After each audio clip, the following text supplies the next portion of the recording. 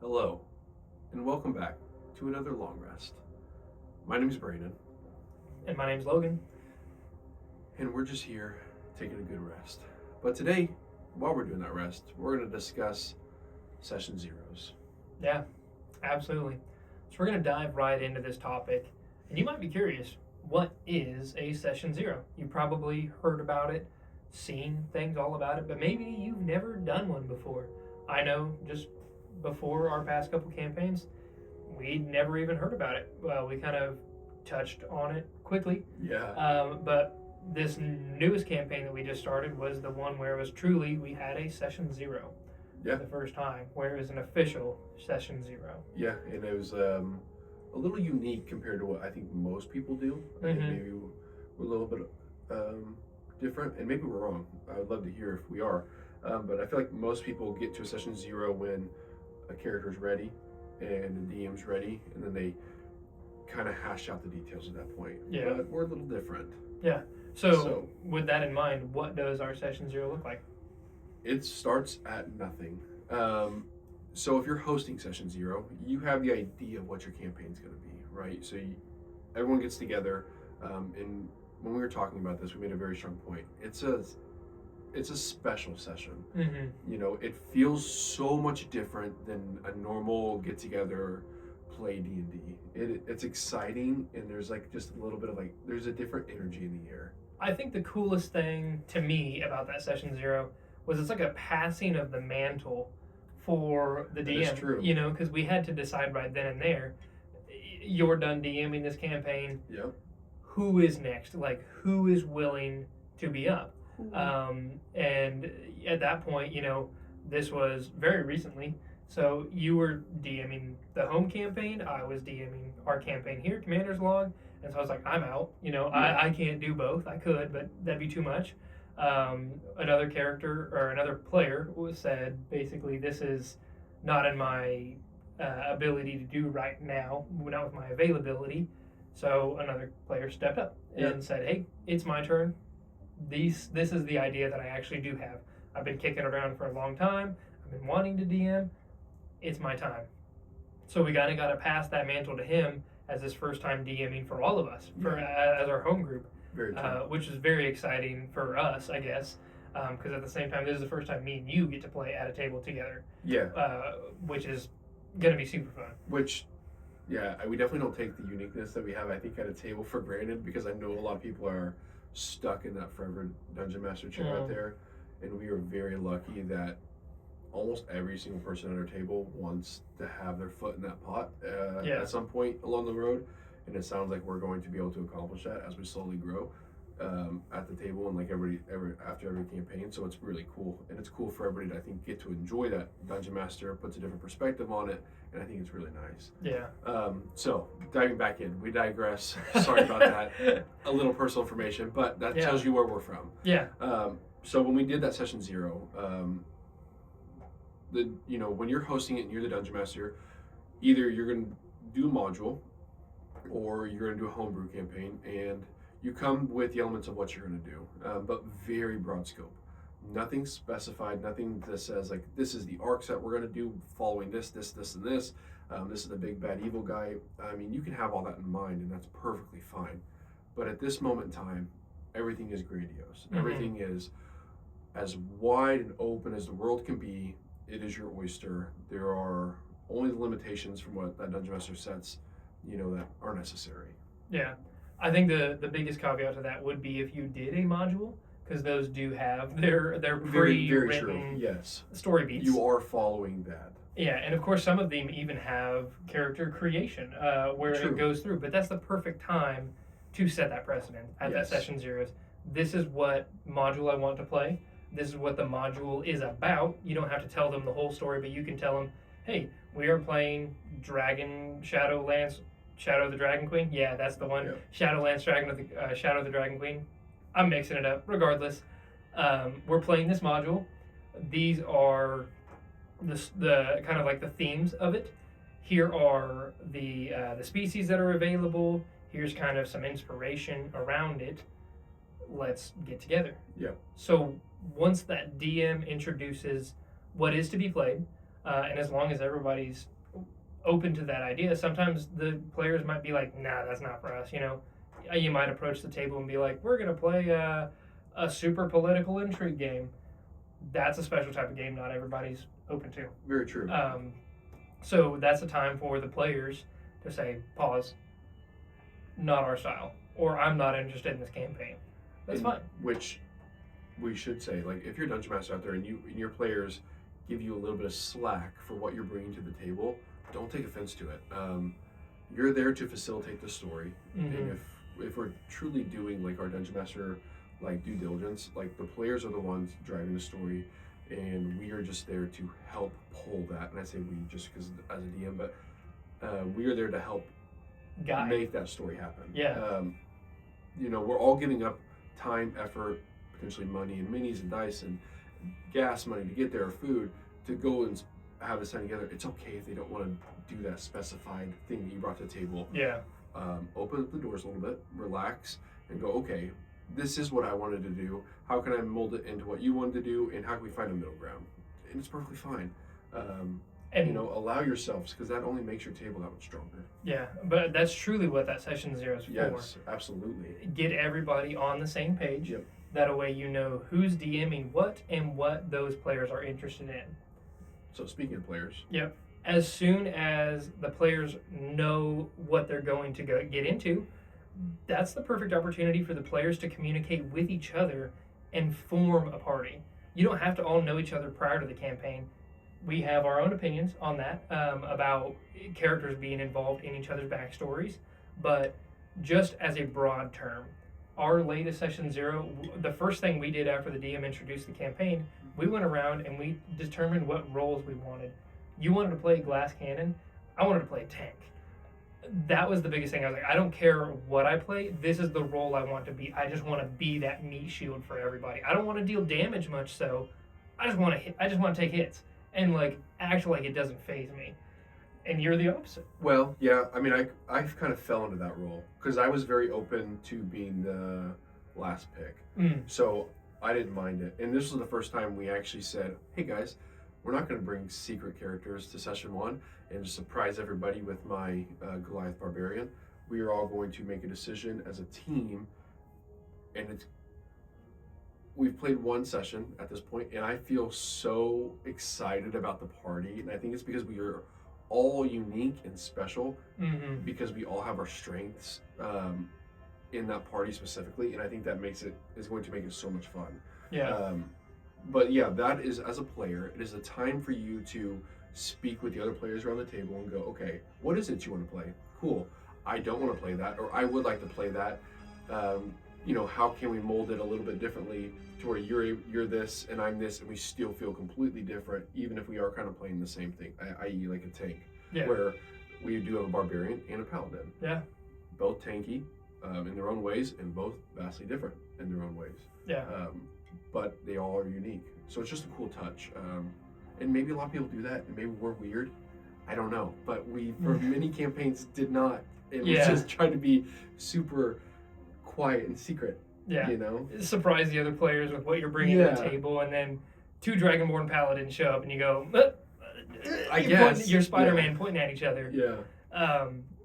But after the players kind of air out whatever they want to be playing at that point, that's the perfect opportunity for you starting to get those gears turning as a player. Yep. If you have an idea of what you want to play, then you can go into class, you can go into species, and the DM at that point can go around the room and say, or kind of like start honing in on what that character is going to be. Correct. Where they're going to be from, how they're going to fit into the story. And that can be above table, that can be individual, kind of be however you want to play it. On our session 0 when we did it, we didn't exactly talk about where we're going to be, but we did talk about what we wanted to play, how we wanted to play that, and then that helped form what we end up calling session 0.5. Yeah, in which, you're able to hone in, and depending on what campaign you're going to play, module or homebrew, if it's important for your character to have a hometown, and those places to have anchored into their backstory. Like that's the point where the DM can go, okay, cool, you are going to play Goliath. Yep, this is the one area that they're from, so this is where you will be from. And so you, as a player, you're able to start getting information into the world and kind of gleam at that session 0 and morph your backstory and create it in accordance to the campaign you're about to run. Yeah. So everything is flowing from the start on and onward, not to the finish, but to the onward. So from that session 0, you're able to say, okay, I'm from this clan in this mountain range, and that's awesome. So how did I get there? Or like, what do I do? Why did I end up leaving? And so now you can morph it and turn it into the story that why did I get into this adventure party? Yeah. It just flows well. Yeah. So truthfully, at session 0, once again everything is getting laid out on the table, that's when the character creation begins. Yes. It's very much so that opportunity. Yeah, absolutely. To start from scratch. Exactly. And from there, you can, if you're quick to making the character, I think I was the first one at the table where I was like, hey, I want to play the tank. And then after we got our party rolls, I go, sweet, I want to play a barbarian. My idea for a barbarian is Warforged. And then from there, I had a whole character sheet made up in minutes. Yeah, Logan had the mini airdrop in the next 30 minutes. Borderline. Character creation is my jam. It's one of the things I enjoy most about D&D. He just had a terabyte phone just to hold all of his character sheets. So. Yeah, probably at this point. But it ended up where I kind of introduced the species I was playing, the class, and then that gave the DM the inspiration to go, cool, let's pause there. I have more in store for what this entails, but this is what it's going to be like to be a Warforged in this setting, And Right. then we rolled on to the next character until all of us had the baseline of our characters created. Which, and I should say, once we hit that point, we also rolled stats, and true. The way we rolled was everybody rolls 46, drop the lowest. If I think that's what we did, yeah. And then out of that order, you could take whatever order you wanted to. So we all had the same array of stats, and you're able to do that. The DM allowed us to subtract one, add it to another if you wanted to. So that way you had a little bit of uniqueness to make your strength or weaknesses if you wanted. But we all use the same array. Everybody loves to roll stats. It's just more fun than point buy or standard array. And it still makes it even because everybody's on the same playing field. So true. And it's pretty fun because everybody rolls around the table and you just don't know what's going to happen. Yeah, so, I think since there's 6 of us around the table, we all rolled our stats. And I think we, I think at that point the DM rolled his and we got the opportunity to make the DM re-roll or something like that. I can't remember quite, but we made the DM's rolls a little bit special than the player rolls. Yeah. So each player was responsible for one set of stats. Yep. So if you were the one that rolled, super low, that's on you, bud. Yeah. Which at this point, I think we've all forgotten who rolled what. But it's fun, and that's what makes it that energy change in session 0. Yeah, it was a really good time for us just to begin that party bonding before the party even formed. True. But we walked away from that evening with most of our characters fleshed out, or even a backstory rolling, and most importantly, the DM set the stage for what session 1 was going to be. Correct. And further, that's where we all rolled into session 0.5, is what we called it, where we each individually had our own little backstory, where the DM kind of got us to the point where we're going to meet as a party. And then a couple of us had dual session 0.5s where we were together, and you could form that bond early on, or maybe you'd already been adventuring together, you have a tied backstory, and that introduces you again to where the party meets itself. So that way it's not just the classic start of you wake up in the back of a wagon on your way to get your head chopped off, or you start in a tavern, or all respond to a wanted poster. We had that ability to already hit the ground running, and session 1 just was great from there on. Yeah, and some people might start session 1 what we call 0.5, and 0.5 is ultimately several different sessions that dance along the line, but it gives you, like Logan stated, the moment to allow that backstory to feel real, because in that moment you might go through the last 2 months or 3 months over a couple of hours, or you might go through last year, 2, 3 years, or something that's really important in your backstory. You kind of just talk about it with the DM, and at one point you can role play it if you want to, and then you can kind of push forward, and then you push forward in time, and you can push forward depending on what your backstory is written. But it allows you to feel so comfortable when you get to session 1 that when you're speaking of the past, of the history of the world in session 1 already, you're comfortable with the verbiage. Mm-hmm. You know the towns, you know the places, you know that town or that tavern keeper, or I know this other town very well. I spent many time there, introduced this, I have it already in my notes, so it gives me kind of a leg up when it comes to speaking, and it just completely changes the immersiveness of the game, I think. Yeah. It's we've done it twice now, and I think it's been very beneficial. Yeah. I think the thing I walked away with from session 0.5/session 0 was going into session 1, I had my character's motivations and everything fleshed out. Because, like, when the character was created, the Warforged Barbarian, I was like, I don't know what I'm doing in this world aside from the fact of what I am. Right. But then after session 0, I was like, okay, I kind of have an idea of where I'm heading. And then session 0.5, by the time I was done with that, I had fears, I had likes, I had dislikes, I had ultimately a direction where my character wanted to continue, excuse me again, and be involved in that story immediately.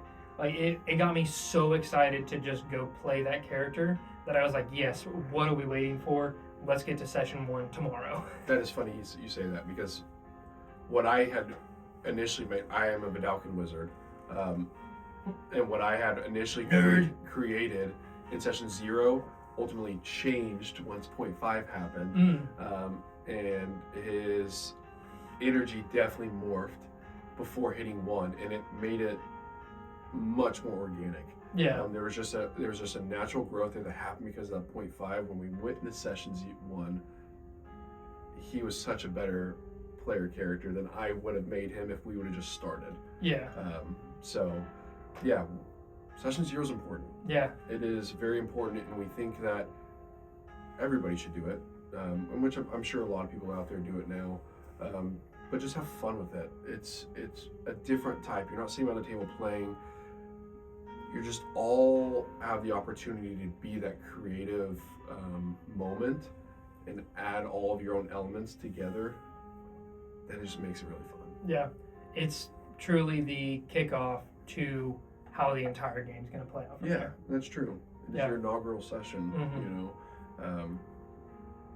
for a great months, years to come. Yeah. So, well, with all that being said, that is kind of our discussion for session 0. We want to hear your thoughts. What are your experiences with session 0s? How much does it cost you? Have you done one before?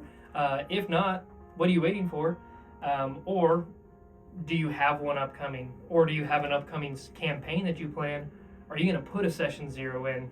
Get in the comments, let us know. Yeah, if you have any other tidbits that when you do a session 0 that you start with, we'd love to hear it, because we'll probably include it the next time we do it. Yeah. Why would we not? For sure. Always love to grow. So, guys, thanks for tuning in to The Long Rest on this beautiful Saturday. Until next time, see you.